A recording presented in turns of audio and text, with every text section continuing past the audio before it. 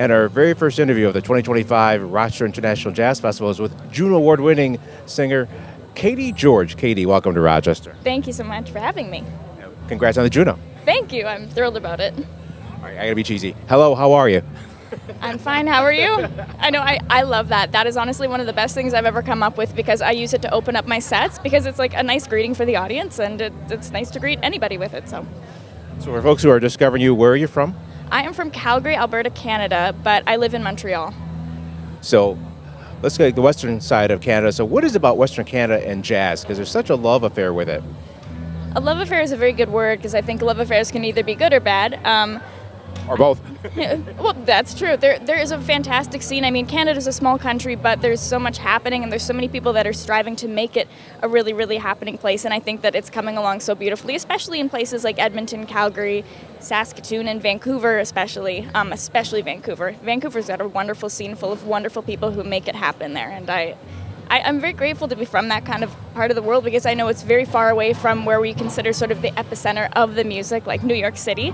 Or in Canada, I would say Montreal or Toronto is a lot bigger than Western Canada. But there's people with enough, tenacity and grit to make it happen there, and they're doing a great job. Speaking with Caity Gyorgy.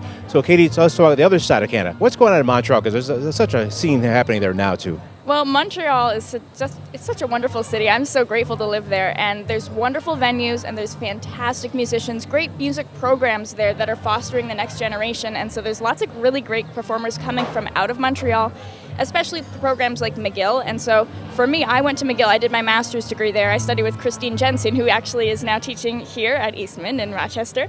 And a lot of my friends have gone on from places like Humber or University of Toronto or McGill to become like wonderful musicians living in New York or abroad. And I think there's a lot of really good things happening, especially with the food scene in Montreal, though. There's a lot of really good restaurants. So have you played upstairs yet? Yes. I'm playing there in November, but I played there a few times. I love that club. What is it about upstairs? It's such an amazing place to play. I love the fact that it's a smaller venue. I think that smaller venues, like where it's more intimate, you're able to connect with the audience in a way that I appreciate because I can look at them and I can like really sing to them and I can tell jokes and have them be, received in a way that's a little bit more like genuine than if I'm staring out into a giant room with like blinding lights and I can't see anyone. Like I love being able to know that people are there and that they're hanging on every word I say.